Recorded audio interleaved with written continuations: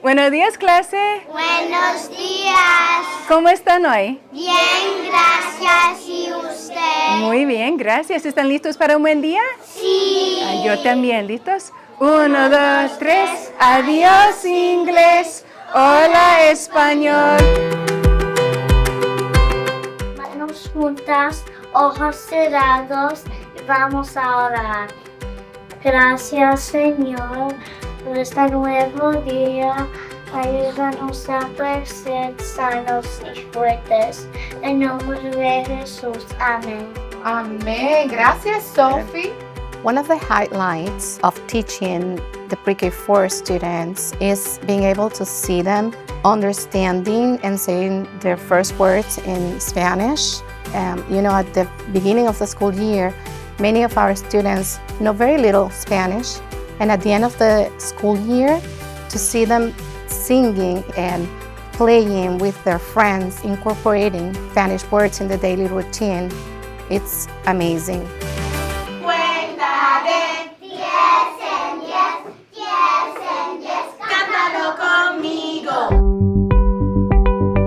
By the time they get to first grade, it's magical because they are speaking, they are reading, and they are understanding what they're reading.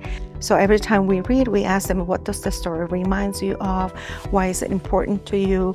And when you see that click and they say, oh, it reminds me of the story about Jonas, that is a magical connection for first grade, the critical thinking.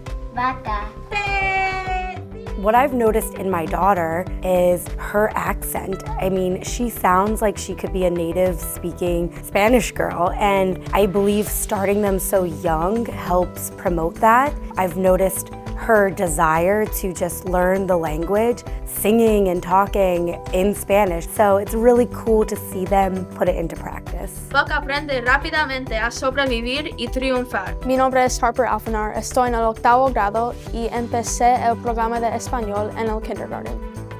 I don't think my parents really ever doubted that I wasn't gonna learn Spanish. Honestly, it's really just a trust the process kind of thing, because at first you're little, just learning the basics, but really once you start to get older, you start to really take it in. You start to memorize things, you start to be able to succeed in your classes, and because they really take great care of you and they make sure that you're learning everything that's necessary.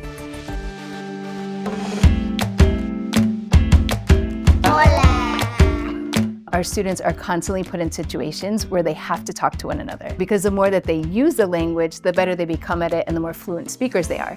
So as teachers, we're constantly asking them to have conversations. So they're learning social skills.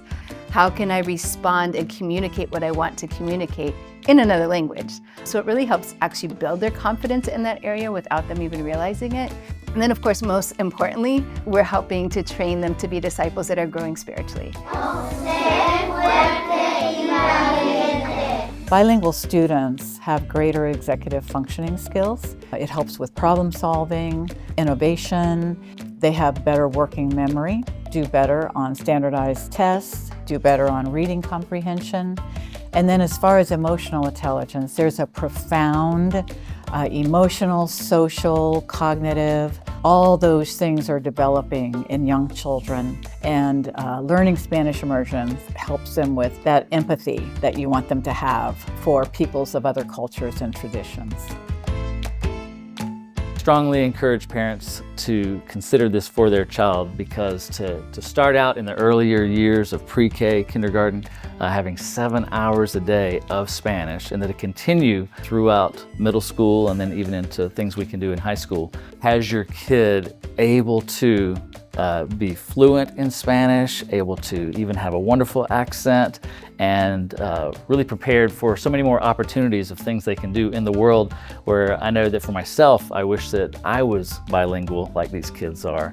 And it's something that's just going to prepare them for the future, even great opportunities to share the gospel as well.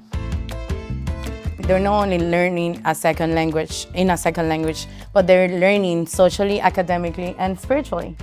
I would definitely recommend the Spanish Immersion Program to other students, because it really just helps you grow. It helps you just really be able to develop a really sharp brain at such a young age.